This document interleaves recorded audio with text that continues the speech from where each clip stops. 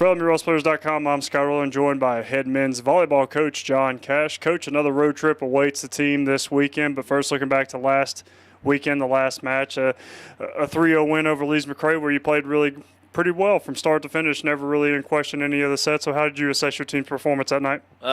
Business-like. Came out and did the job, executed well. We knew who we had to slow down, did a good job of that, and we scored. Our offense was pretty efficient. So that was something that had been lacking a little bit, and part of that we knew was our legs. So, having that week where we could kind of bounce back and have another week here where we've just, had some practices, been able to take some time off, do some stuff like that, and kind of preserve ourselves a little bit makes a huge difference because, we're not as deep as everyone else is with, 16, 18 guys. We're 12, and really we've been 10 during that stretch. So we're in a much better place now, so I was happy with how they played and looking forward to this weekend. We always kind of talk about offense, but looking at the national rankings now, the defense has probably gone a little bit under the radar here. You got Pedro Carvalho, who's the national leader in blocks per set, and then your team overall is 5th in the nation in opponent attack percentage. So how have you kind of gone about getting that defense where it is right now? Well, there's no magic elixir. It's just fundamental footwork, making sure we're trusting our eyes and reading the right keys and what we're doing with ball setter, ball hitter defense. We've changed a little bit of our approach on the type of blocking we do. But even with that, hitters block themselves. I've always said that. You just have to be in the right place to allow them to do it. And so we've been fortunate that way that when we get into the right place and our hands are in the right place and we're pressing into the other side of the court, we're doing a good job with that. And if it does clear our hands or come around, if we soft block it, we're in a good position to make that next touch.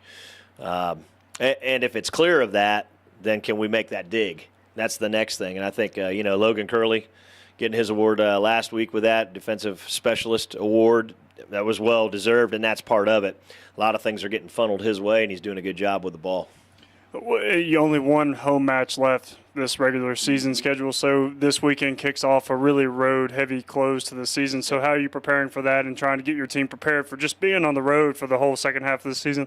Well, it's easy to see the light at the end of the tunnel for the end of the year. And so just staying focused on the whole goal of what we've had here in the second half, we felt like we kind of hit a stride there, started doing some really good things.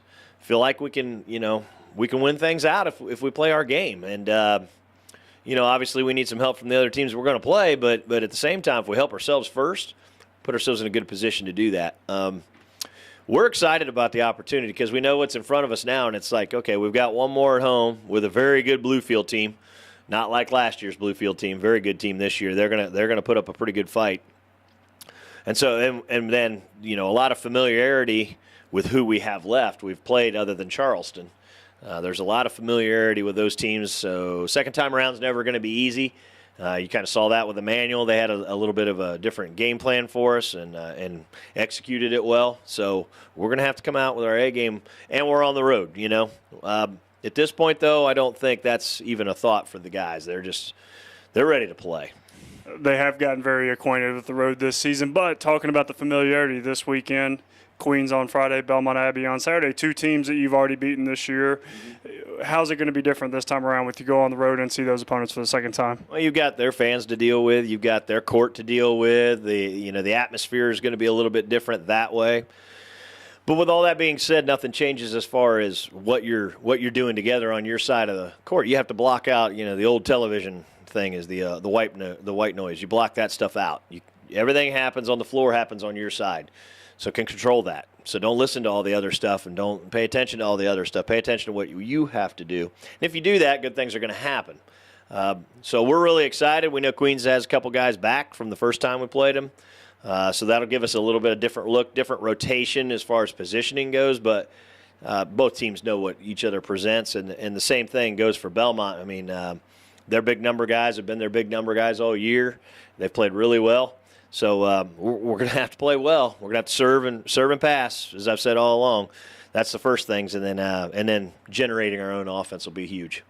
Outside of the normal stuff you guys try to do on a game-to-game, match-by-match basis, kind of what are the one keys to victory to come out of this weekend successful? Ball control. If we're in control, I feel like we can run anything we want to run, which opens up any one of our hitters. at any place on the floor, and then that just makes it so much difficult to. It's hard to defend a driven ball when there's no block there or one blocker there, and it gets through clean and things like that. So if we can control the ball, again, first touches, that'll be huge. That'll be huge. Getting teams out of system for us is a big deal because it helps us set up our block. But I've always said if we can pass the ball well, we can run our offense. And if we can run our offense, we're going to generate our own points. And then from there, it's a game of errors. So let's see who makes the least amount of errors. It's a 7 o'clock start for the men's volleyball team over at Queens on Friday, and then they turn right back around to play Belmont Abbey at 1 o'clock on Saturday. For John Cash, I'm Scott Erlin, and this is LMURailsplitters.com.